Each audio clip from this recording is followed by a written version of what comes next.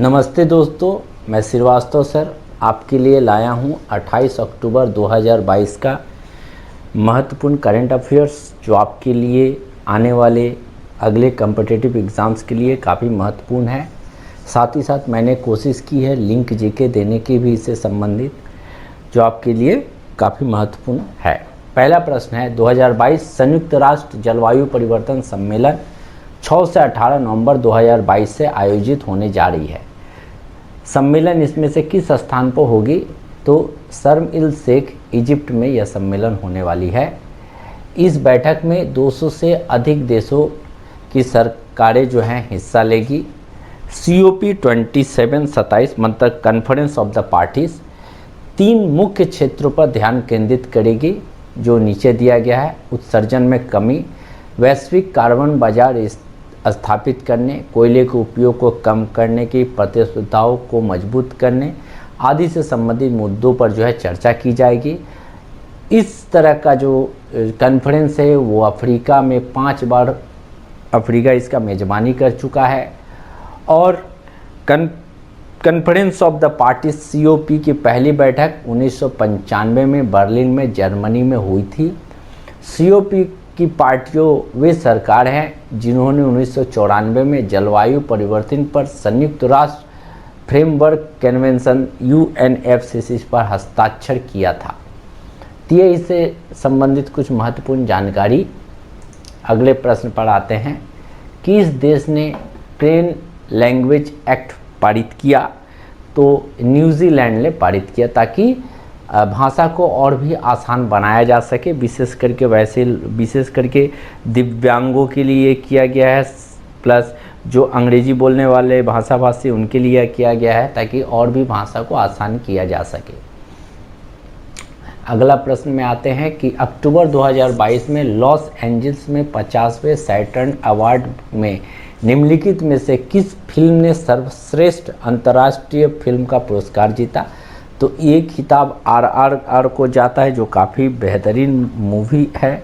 और जो राजामौली जी जो है इस मूवी से पहले बाहुबली द कंक्लूजन के लिए भी उनको जो है अवार्ड मिल चुका है। कृषि वानिकी की 7वीं आसियान भारत मंत्री स्तरीय बैठक की अध्यक्षता किसने की? तो नरेंद्र सिंह तोमर जी ने की। ये जो है 26 अक्टूबर 2022 को आयोजित की गई थी। बैठक में Brunei, Darussalam, Cambodia, Indonesia, Laos, Malaysia, Myanmar, Philippines, Singapore, Thailand और वियतनाम के कृषि मंत्रियों ने भाग लिया। दक्षिण पूर्व एशियाई राष्ट्र संघ आसियान है। इसे दुनिया के सबसे सफल क्षेत्रीय समूह में से एक माना जाता है। इसकी स्थापना 1667 में दक्षिण पूर्व एशियाई देशों के एक समूह के रूप में की गई थी। इस ग्रुप में 10 सदस्य हैं: Brunei, Cambodia, Indonesia, Laos, Malaysia, Myanmar, Philippines, Singapore, Thailand और वियतनाम। इसका जो मुख्यालय है वो इंडोनेशिया में है, इंडोनेशिया के जकार्ता में है। ये जो है कुछ महत्वपूर्ण जानकारी एशियन से संबंधित थी। अगले प्रश्न पर आते हैं कि भारत में पैदल सेना दिवस कब मनाया जाता है? Infantry day is celebrated in India on. तो भारत में जो है ये 27 अक्टूबर को मनाया जाता है। और 1947 में इस दिन सिख रेजिमेंट की पहली बटालियन श्रीनगर एयरबेस पहुंची और युद्ध के लिए असाधारण साहस और दृढ़ संकल्प की प्रदर्शन किया, जिसे आज भी याद किया जाता है। सिख रेजिमेंट ने भारत को पाकिस्तानी सेना से बचाया, जो वर्ष 1947 में कब्याली हमलावरों की मदद से कश्मीर में दाखिल हुए थे। लेफ्टिनेंट कर्नल दीवान रंजीत राय ने रेजिमेंट का कमान संभाला। उनकी वीरता के लिए उन्हें महावीर चक्र से सम्मानित किया गया था। यह दिन स्वतंत्र भारत की पहली सैन्य घटना की याद माना जाता है, जो 27 अक्टूबर 1947 को कश्मीर घाटी में पाकिस्तान के खिलाफ भारतीय धरती पर पहले हमले के खिलाफ लड़ी गई थी। उन्होंने कश्मीर पर आक्रमण करने वाली पाकिस्तान के बुरे मंसूबों के खिलाफ लड़ने के लिए प्रसिद्ध द वॉल भी बनाई। 26 अक्टूबर 1947 को जम्मू और कश्मीर के तत्कालीन महाराजा हरी सिंह ने अपने राज्य को भारतीय प्रभुत्व का हिस्सा बनाते हुए राज्य में पाकिस्तानी आक्रमणकारियों के खिलाफ लड़ने के लिए भारतीय सैनिकों को तैनात की थी। ये रहा एक छोटी सी जानकारी। और ये जो है 76th जो है सेलिब्रेशन किया जा रहा है। भारत सरकार ने अक्टूबर 2022 में निम्नलिखित में से किसे सिविल 20 के अध्यक्ष के रूप में नियुक्त किया, जो G20 का एक आधिकारिक जुड़ाव समूह है। तो इसमें जो है माता अमृता नंदमयी जी को जो है किया गया है। भारत सरकार ने जो है माता अमृता नंदमयी को G20 के आधिकारिक जुड़ाव समूह के अध्यक्ष के रूप में नियुक्त किया है।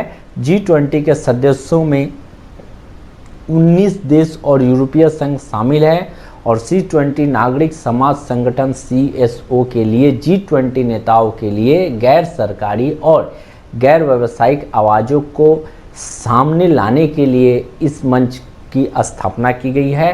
भारत 1 दिसंबर 2022 से 30 नवंबर 2023 तक एक वर्ष के लिए G20 की अध्यक्षता ग्रहण करेगा और G20 नेताओं का शिखर सम्मेलन नई दिल्ली में होगा।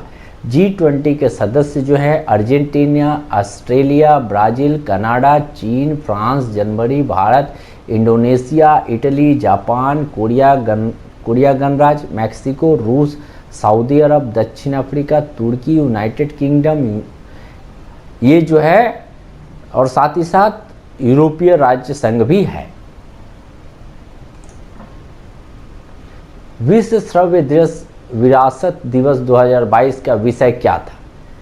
तो इसका जो विषय था enlisting documentary heritage to promote inclusive just and peaceful society. और 27 अक्टूबर 1980 को बेलग्रेड सर्बिया में यूनेस्को के 21वें आम सम्मेलन में चलती छवियों को सुरक्षा और संरक्षण के लिए सिफारिश को अपनाया गया।